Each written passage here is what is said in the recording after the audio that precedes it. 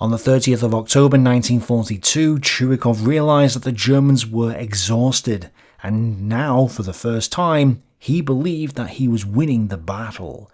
Yes, Chuikov had come a long way since his most fateful day. On the evening of October 29th, the battle began to die down, and on October 30th, there were only exchanges of fire. The enemy was utterly exhausted. We knew that the Soviet troops were winning the battle. The arrival of the roughly 6,400 men of Sokolov's 45th Rifle Division, albeit only several battalions at a time, tipped the battle in Stalingrad's northern factory district in 62nd Army's favour. Chuikov wasn't wrong. Both sides were, by now, completely spent. From this moment on, there would be days of just skirmishes and small firefights, followed by short advances to take the odd building here or there. But that was it. For all intents and purposes, Paulus had failed to take Stalingrad. Any chance he had had was gone by this point. But of course, the fighting would continue. Heim slowly pushed towards the Volga to be stopped by Soviet counterattacks, while the 79th Infantry Division's defences inside the Red October factory were struck by the Soviet 120th and 253rd Regiments, pushing the Germans and Croatians back. Thus, Seydlitz had failed to capture the final ferry site on the Volga, and his forces were depleted. At this point, even Paulus stopped ordering his men to keep attacking over and over. No more would Paulus be able to mount a substantial attack as he had previously. Exhaustion of his units is listed as the reason why, but the books also suggest the fact that the Sixth Army's ammunition supplies had run low. Due to the complexities of supply, the situation with ammunition in Stalingrad deteriorated, the offensive could no longer be supported by fire in the same amount, and nocturnal disturbing shelling of the enemy on the eastern bank of the Volga is also not carried out in the required quantities.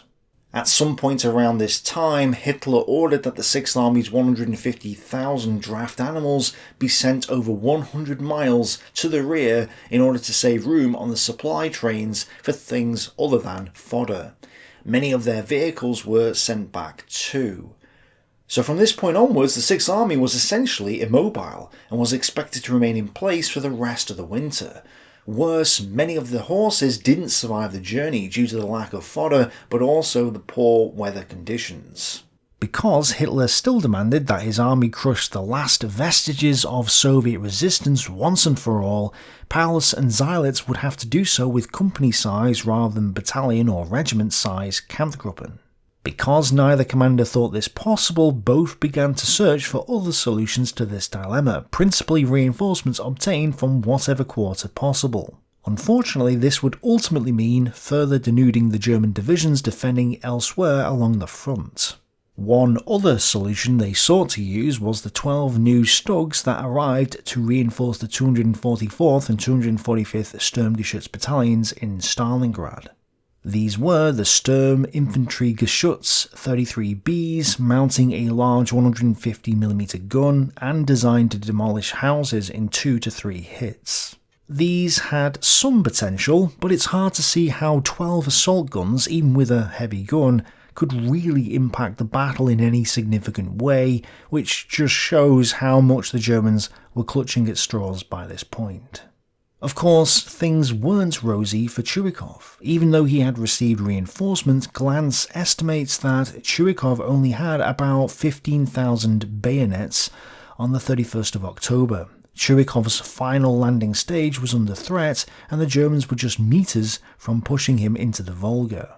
Chuikov's army had nearly disappeared. The hand-to-hand fighting for the factories had wiped out battalions, regiments, even entire divisions. From groups which had come into Stalingrad 7,000 to 8,000 strong, only a few hundred straggled away to fight under new commanders.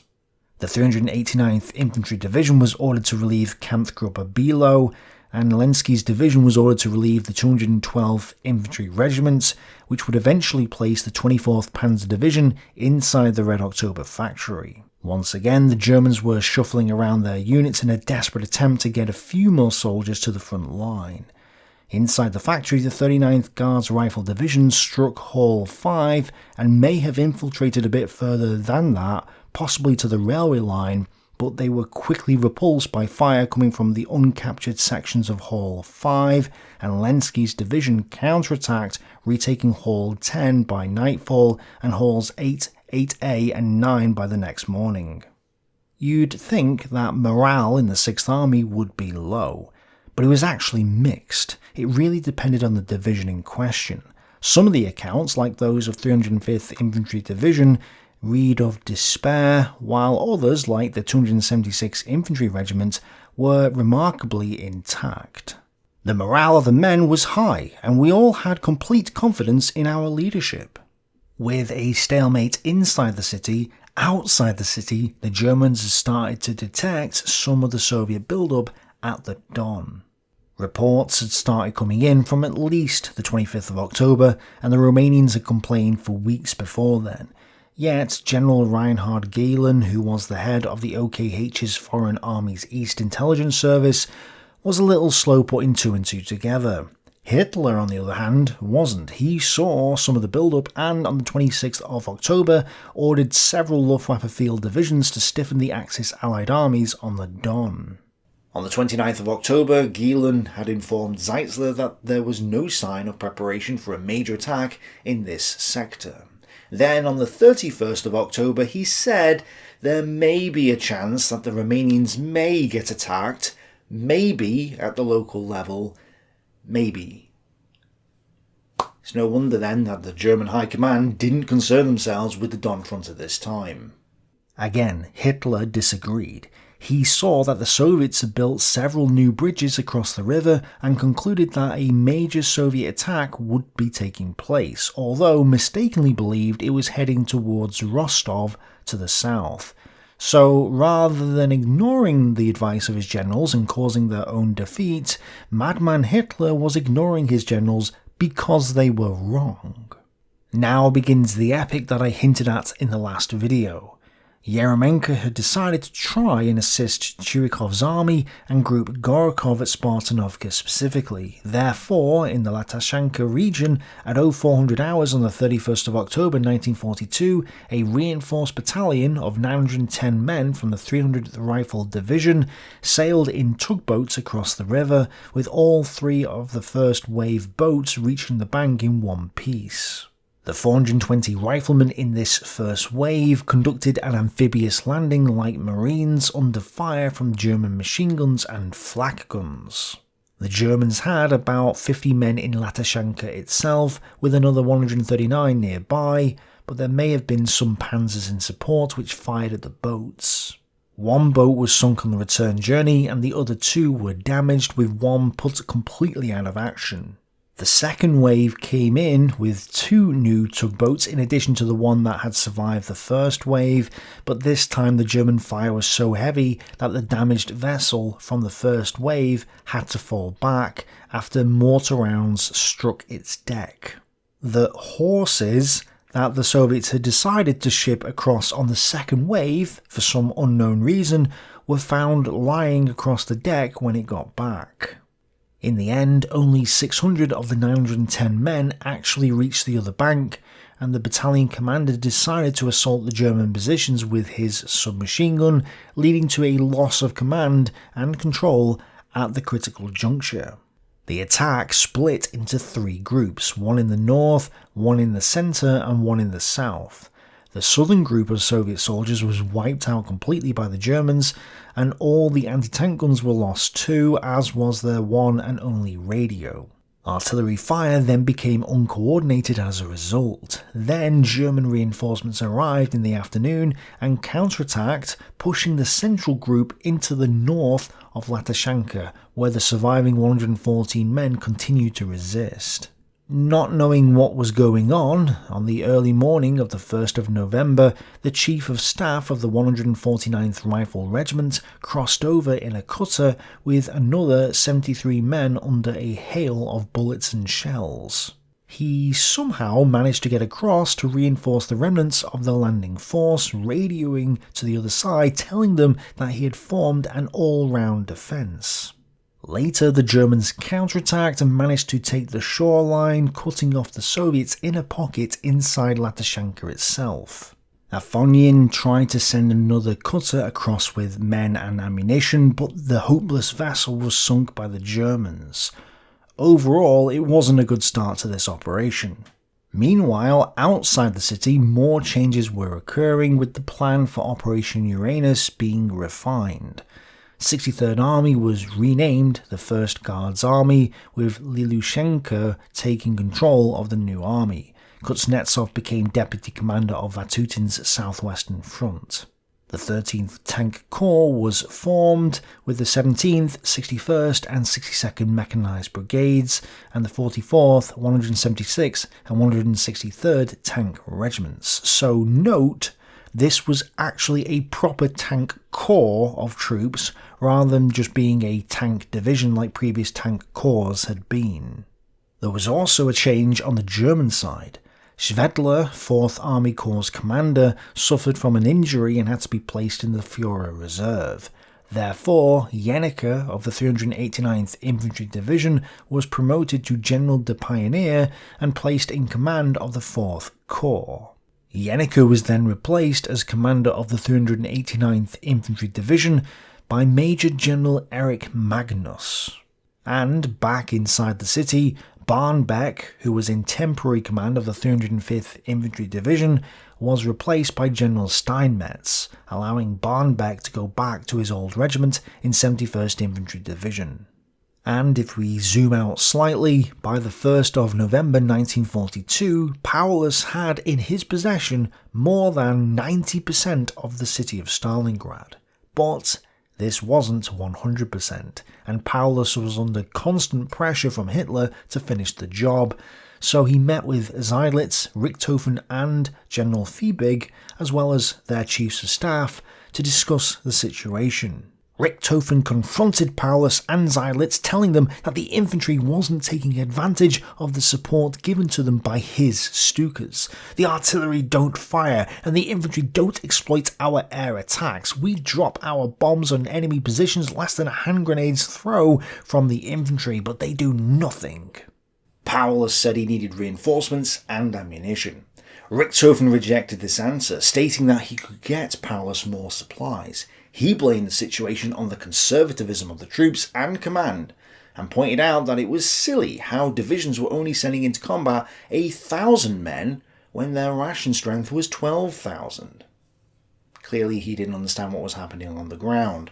Paulus calmly repeated that he needed more men and ammunition, which caused Richthofen to falsely conclude that Paulus knew he was wrong but wouldn't admit it. Well, no, Richthofen was wrong. Paulus didn't have an army. It was barely a shell of what it had once been. By this point, the 79th, 94th and 305th Infantry, plus the 14th and 24th Panzer Divisions, were all no longer capable of attack. Thus, the immediate issue was the lack of manpower, and in order to get more men into the city, Paulus considered withdrawing the 305th Infantry Division and replacing it with the 60th Motorized Division. But when he rang von Weichs to discuss this plan, von Weichs had second thoughts. For starters, it would take until the 15th of November before the 305th and 60th Divisions could swap places, and that was too long. Secondly, the 60th Motorised Division was too weak to perform the job, since it had been holding the line in the north. 29th Motorised Division was in better shape, but it needed to remain on the flank in case of a Soviet attack. Thus, Paulus was left with nothing to finish Chuikov off with. Worse, many of the remaining troops were also physically weak. The poor diet and the general lack of food seemed to be causing jaundice, with many of the men compelled to go to the rear to be treated. Then again, Chuikov is no better off. He disbanded his army headquarters security company and sent it to reinforce the 39th Guards Rifle Division. Again, both sides had beat each other until they could punch no more, and it was down to Paulus to find the strength to give it another go. Could he do it? Let's find out. Kampfgruppe Bilo finally relieved the 212th Infantry Regiment and the Croatian Legion, placing 24th Panzer Division on the southern edge of the Red October factory. Kampfgruppe Winterfeld, with about 20 panzers, would act as the division's reserve. That evening, Soviet bombers dropped their bombs on Lenski's headquarters, and the general was lightly wounded but stayed with the troops. Overnight, from the 1st to the 2nd of November, the 161st and 241st Regiments of 95th Rifle Division reinforced the units fighting between the Barricade and Red October factories. Kampfgruppe Brandt and the 305th Infantry Division advanced towards the Volga, supported by Stugs and an assault by 389th Infantry Division. Desperate fighting occurred near the fuel tanks, but the 650th Regiment held its right-wing positions while counterattacking with its left wing. This action managed to halt the German attack. And after failing in their assault of 2 Soviet positions, the 545th Regiment alone suffered 64 casualties, and overall the front in the city remained largely static, as did the situation outside the city, although there were hints that something big was brewing. We must expect there to be continued reinforcement of the enemy confronting the Romanian Third Army, and possibly even an attack. We must wait further indications. There was another attempt to destroy Group Gorokov in the north. The 94th Infantry Division advanced slightly but were pushed back to their starting positions by what was left of the 149th Rifle Brigade. Bolvinov, their commander, was wounded and would die of those wounds, and another 328 men were also killed or wounded, leaving just 436 bayonets in the brigade.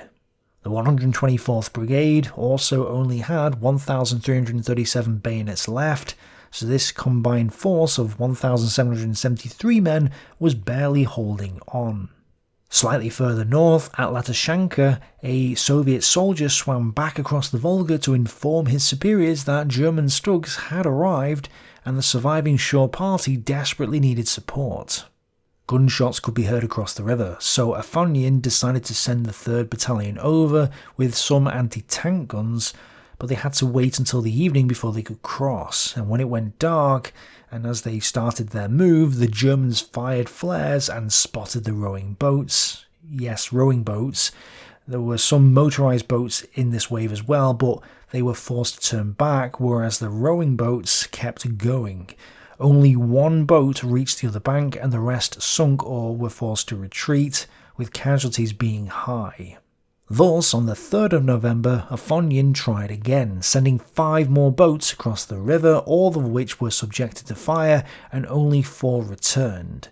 It now appeared that nobody had survived in Latashanka since everything went quiet, so somewhere in the region of 700 men had crossed and only a handful remained. Worse, it hadn't pulled any significant German forces away from Stalingrad, which had been the original intention, so it was a complete waste of lives.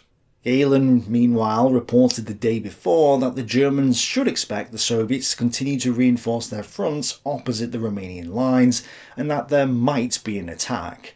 But on the 3rd he reported, "There emerges an increasingly clear picture of preparations for an attack on the Romanian Third Army, though they are in the early stages.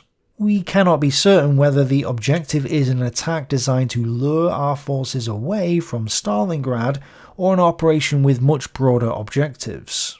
According to Glantz, Galen favoured the former, meaning that he thought that a Soviet attack against the Romanians would only be a distraction to lure forces away from Stalingrad. So even by the 3rd of November, despite the reports coming in, the OKH were not informed that the Don flank was about to be hit by a major attack.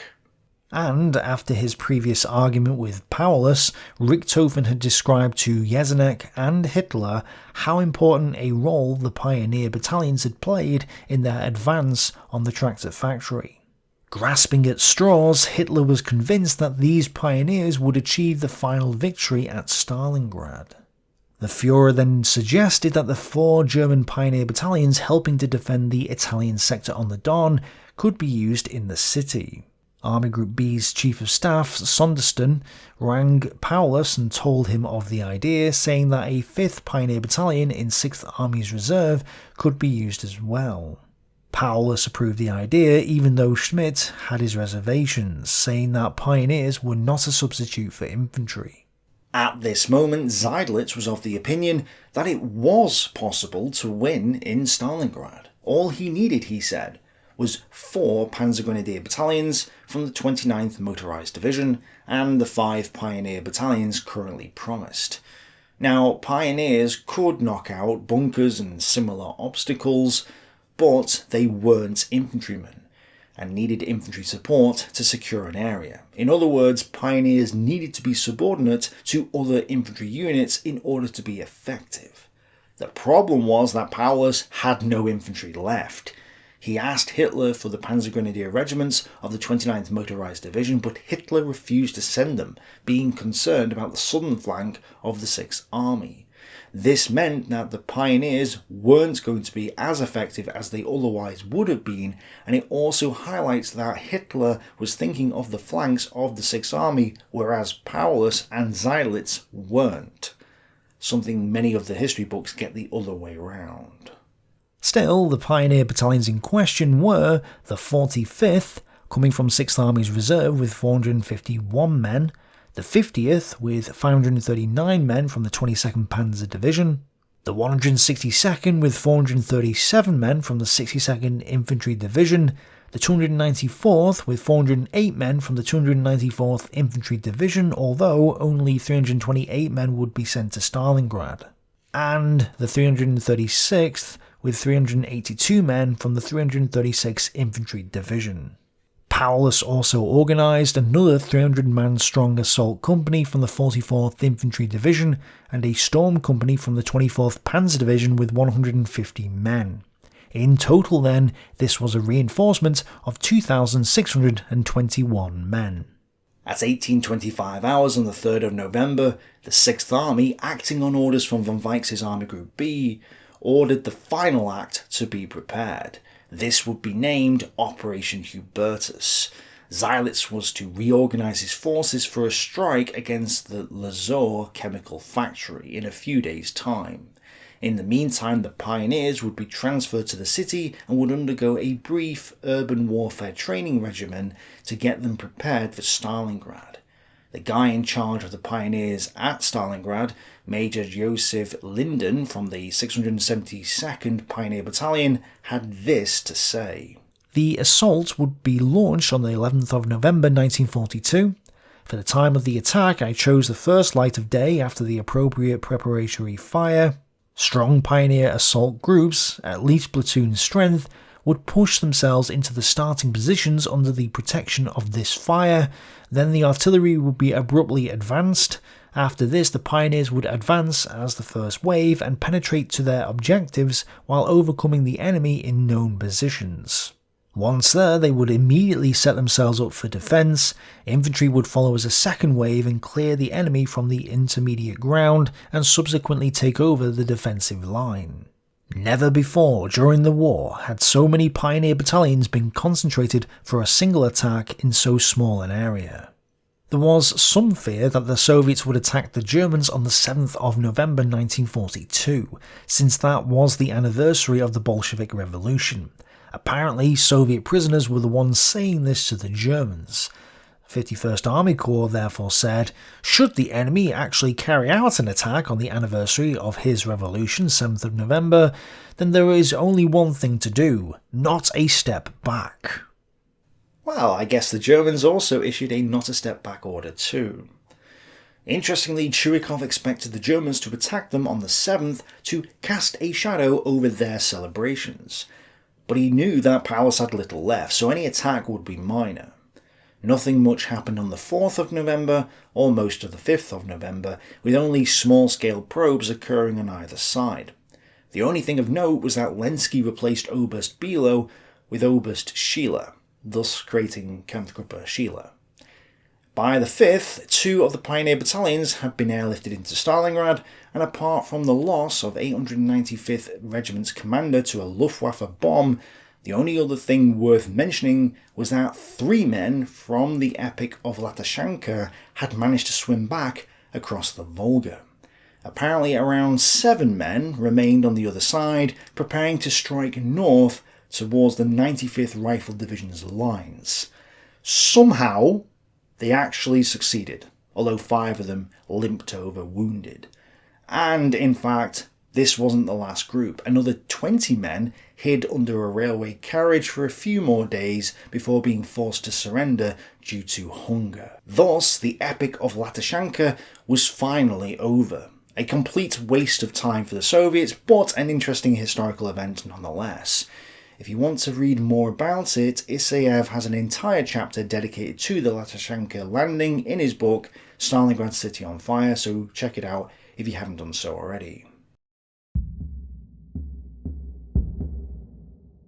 At 23:15 hours on the 5th of November, Sondersten, the Chief of Staff for Army Group B, called Paulus and told him that Hitler and Zeitzler were questioning the next attack plan. Hitler felt that the barricading Red October factories should be taken before dealing with the chemical factory. This went against the original intentions of the Army Group Command.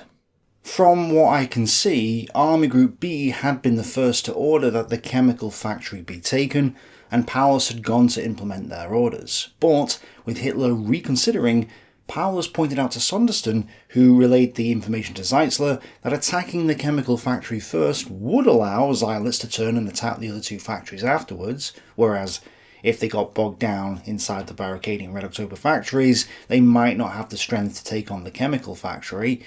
But Paulus stated that he didn't have enough infantry, even with the fresh pioneer battalions, to take the chemical factory area, and would need more infantry battalions, specifically not pioneers, before he could take it.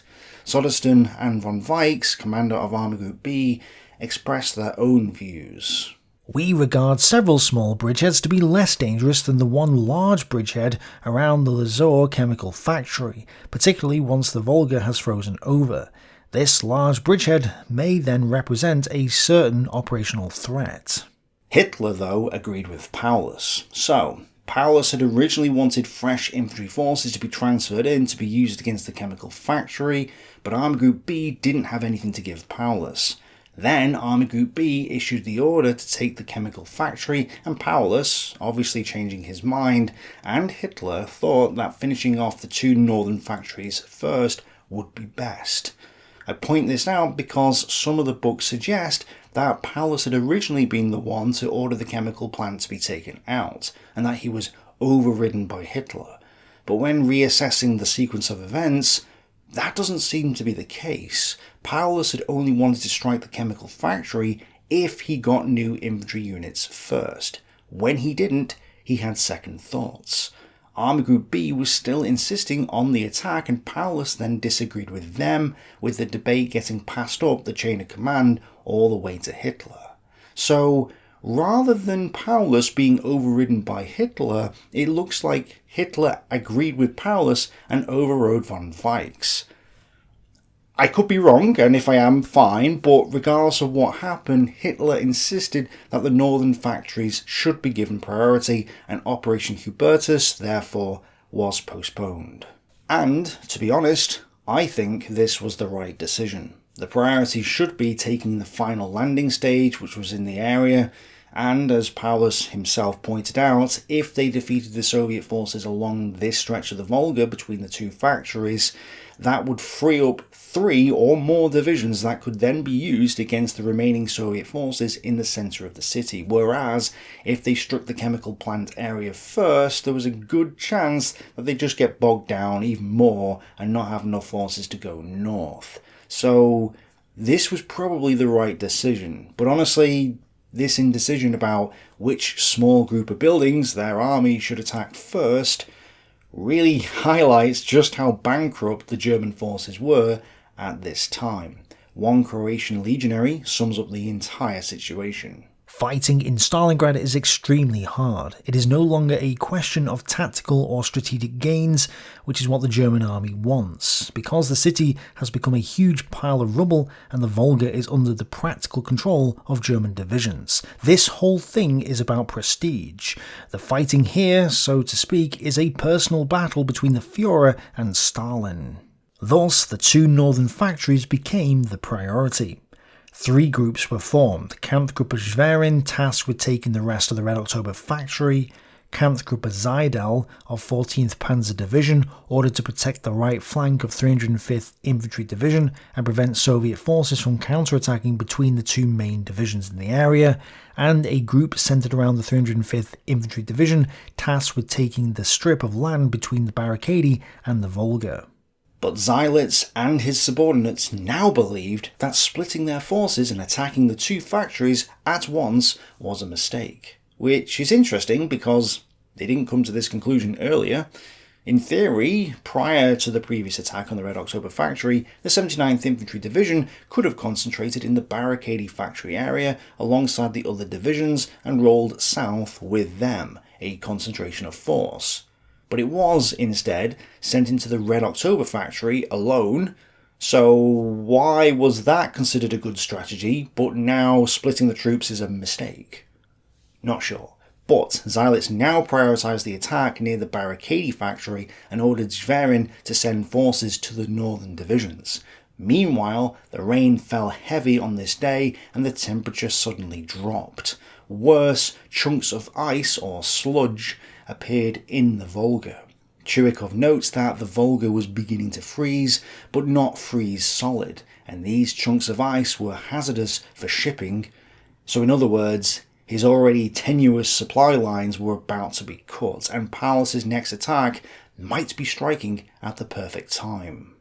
By the 7th of November, Rommel was withdrawing from El Alamein, and Allied troops were landing in Morocco and Algeria. This was, in fact, the first time US ground troops had entered the European conflict.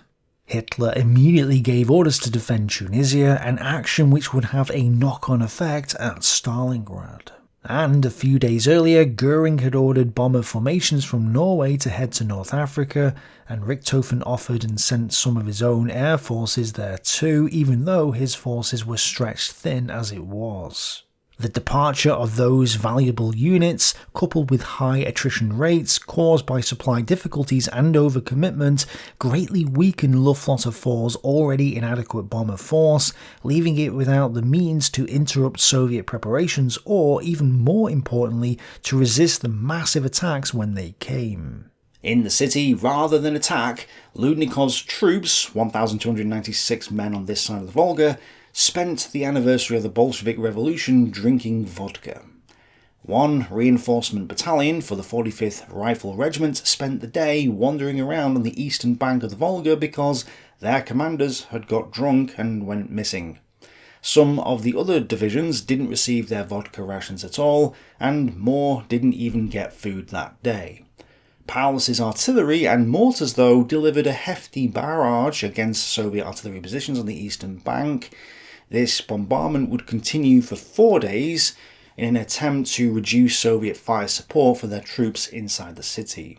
The Croatians had also re-entered the line at this point and now tried to take Hall 4 with the other nearby German units. They were hit by heavy fire and ultimately failed to make progress.